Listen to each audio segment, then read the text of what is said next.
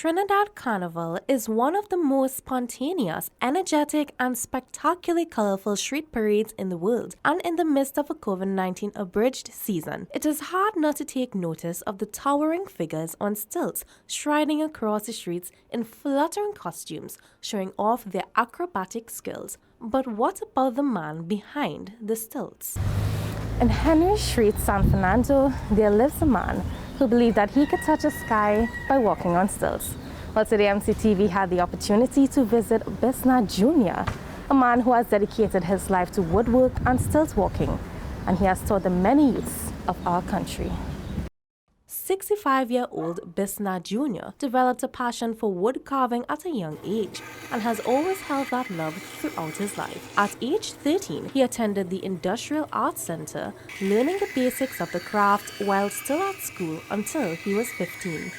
I went to the Industrial Arts Center on Rushford Street in San Fernando, where I got my first formal training in woodwork by Mr. Clive Mohammed. He's passed. He's gone on to heaven, and God rest his soul.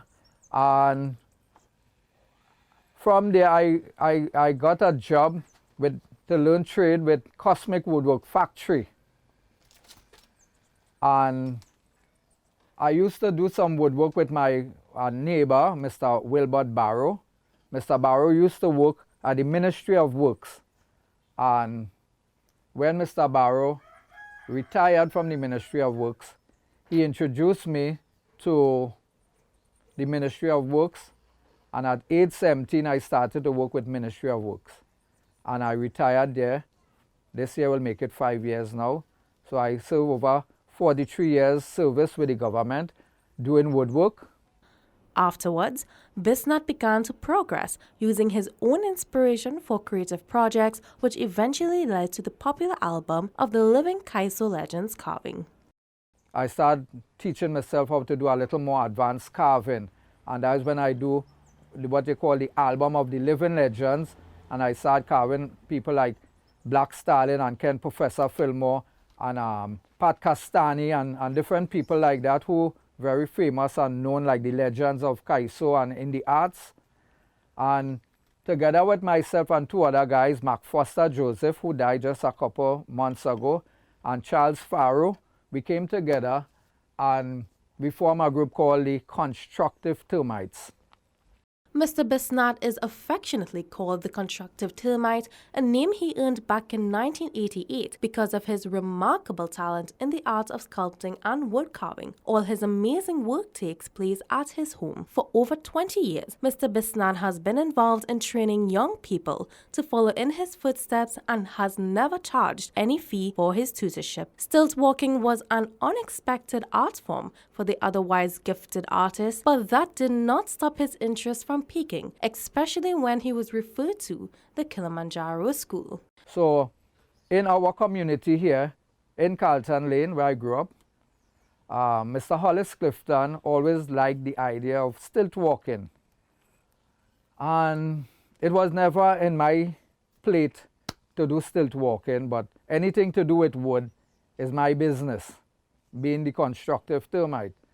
So we wrote a letter to the Ministry of Culture, and they referred us to the Kilimanjaro School of Arts in Cocorit. They came to San Fernando. They gave us a one-day workshop, and because of my involvement with the arts, it wasn't hard for me to adopt how to continue, and that is almost like 27 years ago now. Well, because of my involvement with stilt walking is because of the wood, because stilts is wood. And as I said, once anything to do with, I used to do all the carvings and different things. So now it reached that stage. It just was a matter of time to reach the stilt walking. Not only Trinidadian students of all ages, but people have been interested worldwide by Mr. Bisnath since the National Carnival Commission contracted him to teach his artistic and stilted walking skills in schools between 2001 to 2011. So through the NCC, I've been training children in schools all over Trinidad and Tobago. Even by extension, I went to Panama and England. A lot of children are attracted to different things. And it have those who like stilt walking. They just see stilt walking and they like it. Most of the children who are attracted to stilt walking, those are the ones who would be really a little rough and tough, and they could already ride bicycle and climb trees, so they're not afraid to, like, let me say, a little fall if it comes to that. And they are very skilled. So when they see other children on stilts having such a good, wonderful, happy time, I want to do something like that. So children will come and they will ask, and I will tell them, well, they must get permission from the parents to come. And I will talk to the parents and find out how is this child behavior at home. He have to have good discipline at home, do all his chores, schoolwork, before he could come to do stilt walking by us. So it gives the child an encouragement to start bucking up. If you really want to do stilt walking, do all what you have to do home first. 17-year-old Raheem Nelson, a student at the Kaizo school, has been a Moko Jumbie, wheeling on stilts for as long as he can remember, and expresses what carnival means to him, especially as there is no street parade this year. When you now start, it'll be kind of complicated, but as you catch your balance, it's good, you're good. Carnival means everything to me, because I like the crowd, I like when the performance of the Moko Jumbies, you know, I like everything, fire blowing, everything. So we are San Fernando School of the Arts, Sports and Culture, and just recently, like last year, government was asking all registered group to re-register. So our school name had to change because it had other people, other companies with a similar name. So instead of San Fernando School of the Arts, Sports and Culture, we now go with Junior Bisnath School of the Arts, Sports and Culture. The Moko Jumbie derives its name from West African tradition. The Moko is an Orisha god of retribution. The term Jumbie was added post-slavery. If we had to say anything about stilt walking, the history that what we will read in the books is that it came from Africa, West Africa, and it came through what you call the slave trade. And when slavery was abolished and people had to celebrate, people jump up on whatever the skill they had. If who could have played drums, play the drum, who remember how to walk on a little stilts, did things like that. It have a spiritual aspect of it, but I prefer not to talk much about it because I'm still in search of finding out much more about that before I could talk about it. But what I could tell you, it gives you a sense of discipline, because it's a very skillful art form that you have to be very focused. If you're not focused, with every one footstep you can stumble. He spoke about his experience in Africa, where he taught children there about the art of stilt walking. However, as problems arose, Mr. Bisnath's kindest actions showcased just how huge his passion is for the much-loved art form. Going to a place like Africa, Zimbabwe in Africa, they were celebrating the second carnival. And Trinidad was invited. And we carried a contingent of over 10 to 12 people there, where we went and teach the art. And all my material, the stilts that I was building, the materials remain in Trinidad. And I had to, when I reached there, I took my own spending money. I had a good excuse to do nothing, but I took my spending money, find sawmill, find workshop, buy material, build stilts, and the children that I was training in the school in Harare, those were special children in the sense of they had speech disability, and all my communication was my 2 thumbs up, meaning everything good, every right. Mr. Bisnath spoke of the American Universal Circus, which is a single-ring circus established in 1994 by Cedric Walker, an African-American man who had a vision of creating a circus with a large percentage of people of color performing. He began searching for people from all around the world with incredible talents. For the past 15 years, Moko Jumbies from Trinidad and Tobago have been performing there. 2020, Peter Minshall won Band of the Year. We were the Moko Jumbies and Peter Minshall Band, 20 Moko Jumbies. And Marshall Montano got married that year too. That was the last Marshall Monday, and we were the Moko Jumbies with Marshall also.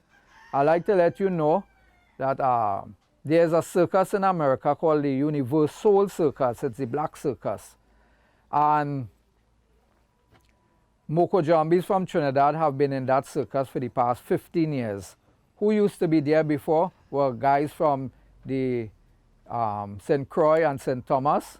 And when they learn about the Trinidad Moko Jumbies, and because of the soca music that we dance to, our skills were different. So we hold that spot in the circle. When America employing you, America don't settle for second best. So we sure that we are producing some of the best skilled Moko Jumbies in the world right now. The costumes are among the most varied of all characters, but the common identifying theme is the 6 to 8 foot high stilts. Moko Jumbies literally stand out from the crowd, towering over other performers and revelers by prancing and dancing on stilts, oftentimes defying gravity with their antics. The costumes traditionally consist of bright colored skirts and eton jackets. His 57-year-old wife, Victoria Bisnath, has been making the costumes for over 24 years and said one must have a passion for the art form, and although there isn't much profit for the effort, it doesn't seem to bother her at all. Started about 25 years ago, about that. I mightn't be totally accurate, but it's over 20 years. And also for the Universal Soul Circus, the Moko Jumbies that came from here and went there to perform, I did some costumes also for them. In general, it is something that we have to do to make it happen in order for the business to continue. With his skill set, using mahogany antique wood, he crafted a chair with various utensils, which represents our culture, which he calls a royalty throne, as many popular personalities have sat on it. Okay, so this is what we call the culture of Trinidad and Tobago. At one time, well, after knowing how to build furniture, I wanted to put all the different parts of the culture of Trinidad and Tobago into a chair and call it the culture of Trinidad and Tobago. So on this throne, you will get teak, mahogany. Teak and mahogany is basically the most that I use. And I also use a piece of treated pitch pine for the scrubbing board. So in almost everybody's house in Trinidad, you will get a rolling pin.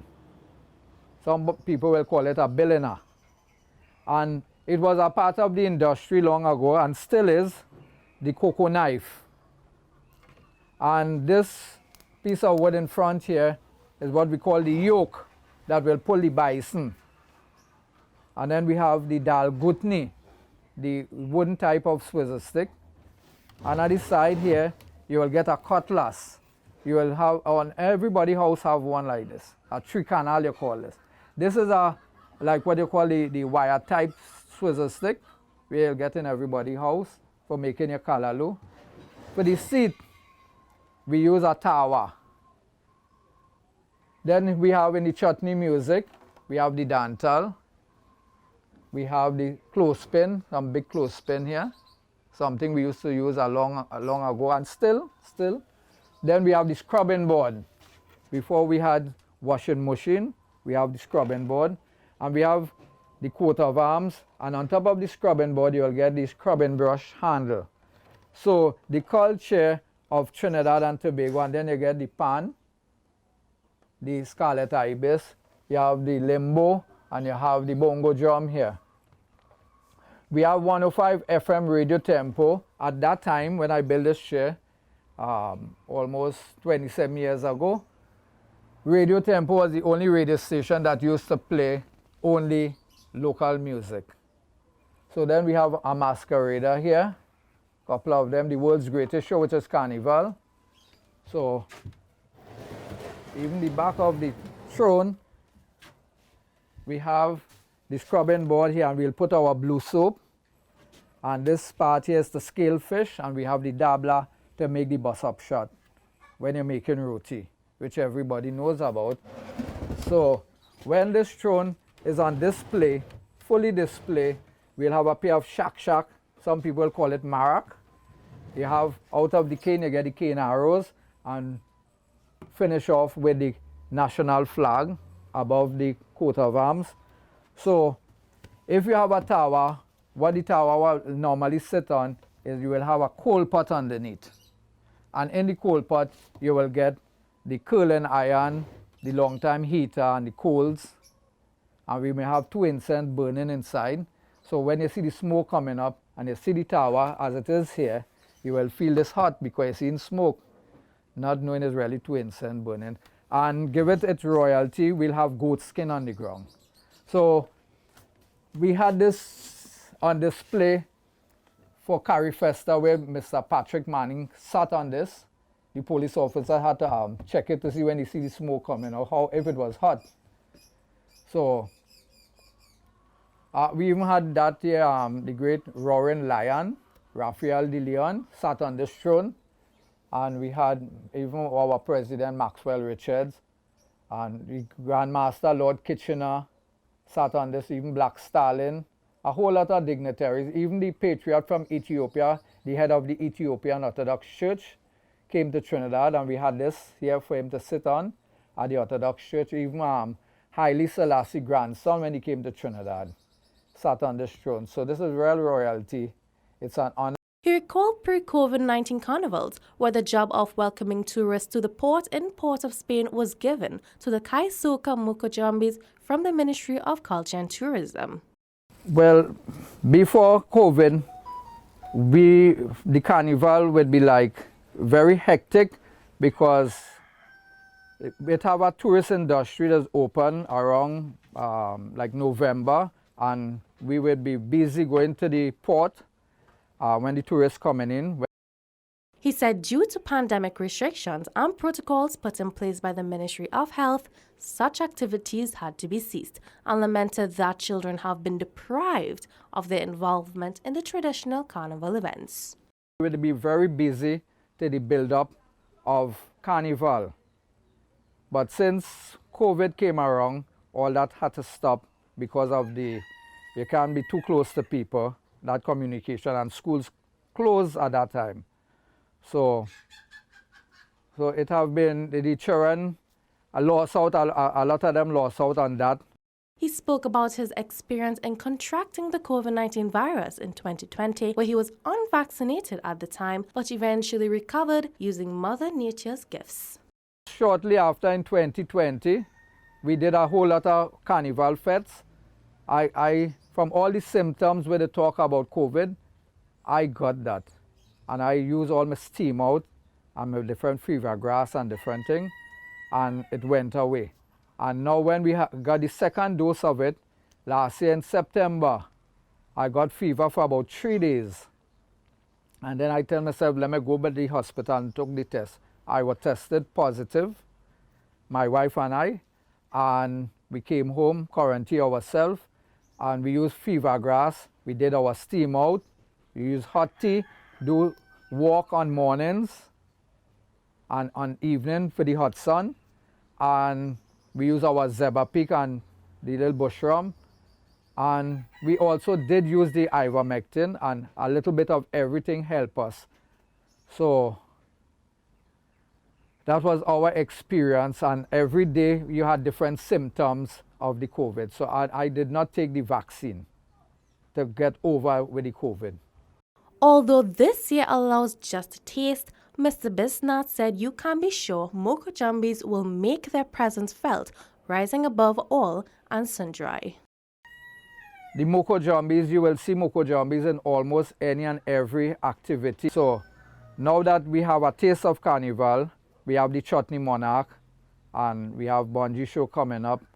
We have the Panorama, and we were hired for all these different programs. Moko Jumbies need balance, some acrobatic skill, enthusiasm to learn, and a driving interest for the art form. Mr. Bisnath and his family continue to share their knowledge and all that encompasses the traditional mass. Carrying out his legacy, he plans to expand the spectacle and skill of Moko Jumbie not only in Trinidad but across the globe. Junior wouldn't be here all the time. I have to go and build some stilts in heaven. So you will find a branch of Kaisoka Moko Jumbies USA. You will have a Kaisoka Moko Jumbie right now in Tobago, Kaisoka Moko Jumbies in Valencia. Also, we are responsible for the Moko Jumbies in Grenada. So we are spreading this art form all over the world. We even left when Mr. Clifton went to Botswana, he left a Kaisoka Moko Jumbies across there. So our intention is to have Kaisoka Moko Jumbies in every part of Trinidad and Tobago, and as time go by extension,